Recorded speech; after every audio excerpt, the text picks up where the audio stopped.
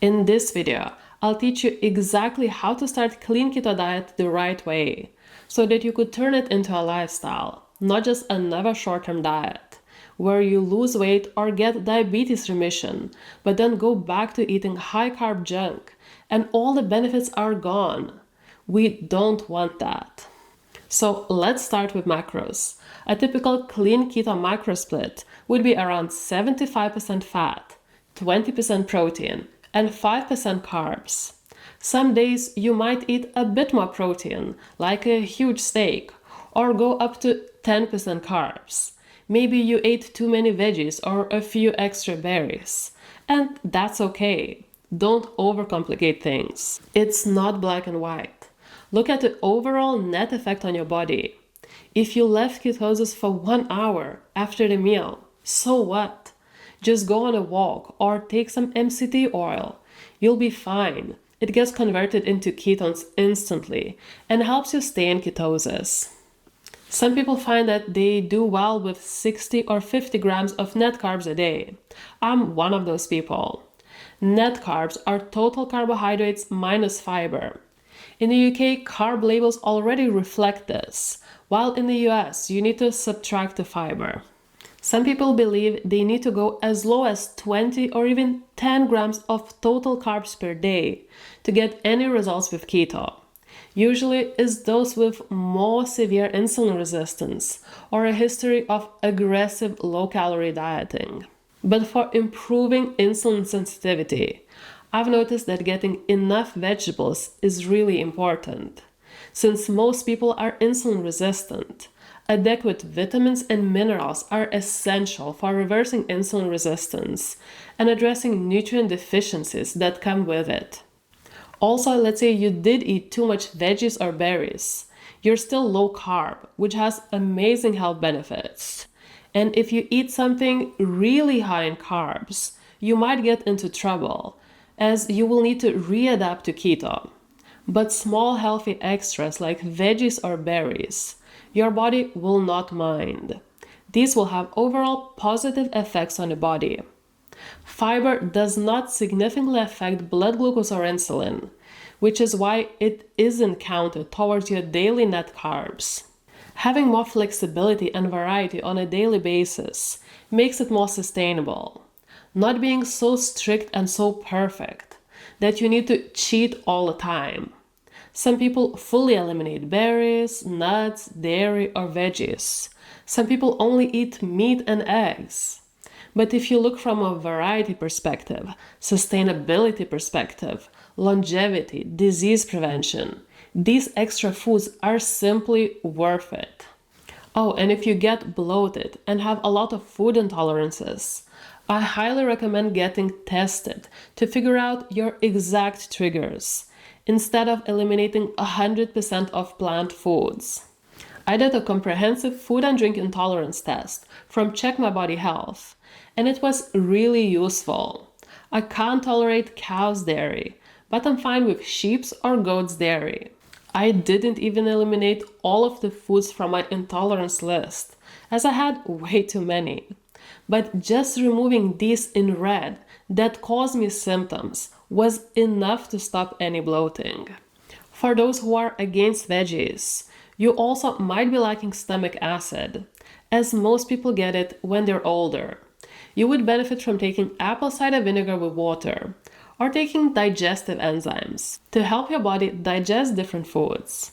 In some cases, maybe you can't tolerate any raw veggies.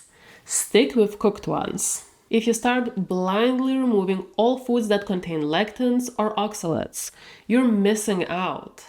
When looking at different foods, look at the nutrients, all the vitamins, minerals, phytonutrients, fiber, and how it will affect your glucose and insulin, inflammation. Then look at anti-nutrients and think, is this food worth it? I've seen many people over the years stressing too much. Oh my God, you ate a tomato, you leave keto. And that's complete nonsense. Really? 3 grams of net carbs per 100 grams will make me leave keto? Or this food is full of oxalates or lectins, don't eat it. When you look at long-term research on foods like tomatoes, the evidence consistently shows reduced LDL oxidation and a lower risk of heart disease and stroke. We need to find balance between nutrient density, variety, health diverse microbiome, and therapeutic levels of ketones. And if you don't tolerate something, there are always alternatives. But for now, let's go over the simple rules and examples to make keto a long-term sustainable lifestyle. Here's what your plate should look like. Load up on non-starchy vegetables you enjoy. Include a generous serving of meat, fish, or eggs. And don't fear fat. Add butter or olive oil to your veggies. Have some cheese. Foods like meat, fish, and eggs are your highest quality, most complete protein sources, compatible with the human body. Protein from beans, way lower quality.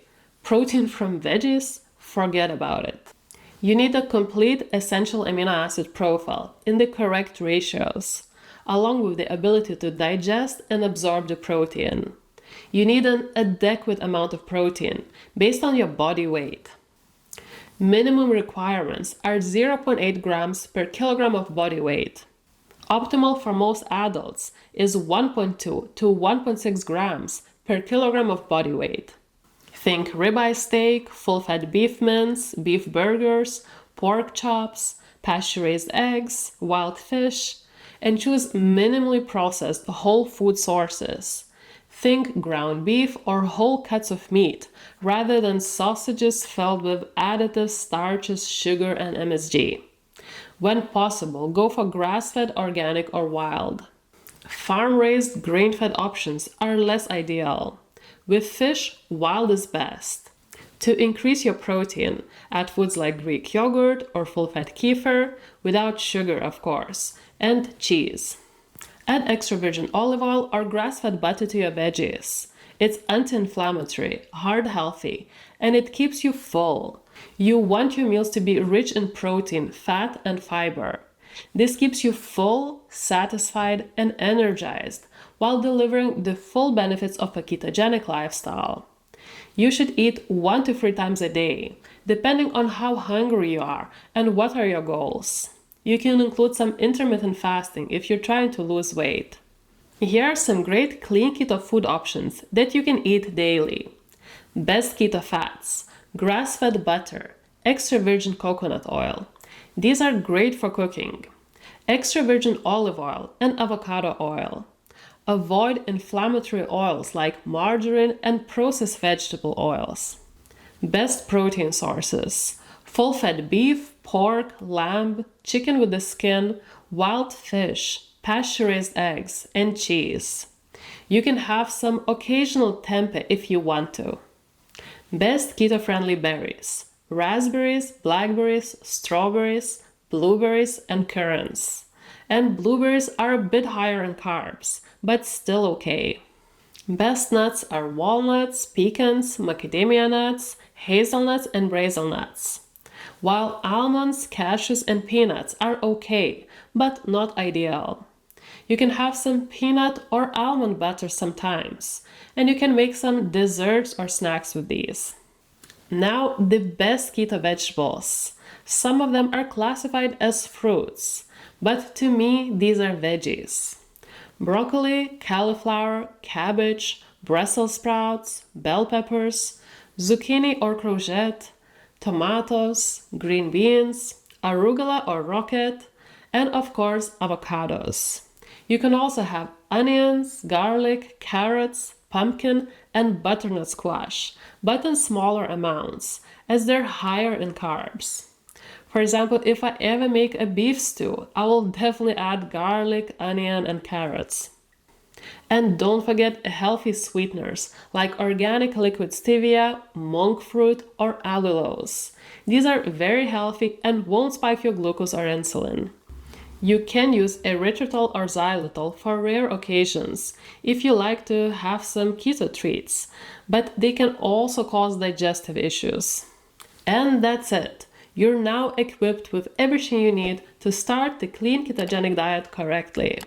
So if you're looking for specific meal ideas, check out my 14-day clean keto meal plan. The link is below. I hope you found this guide helpful. Thanks so much for watching, and I hope to see you in the next video.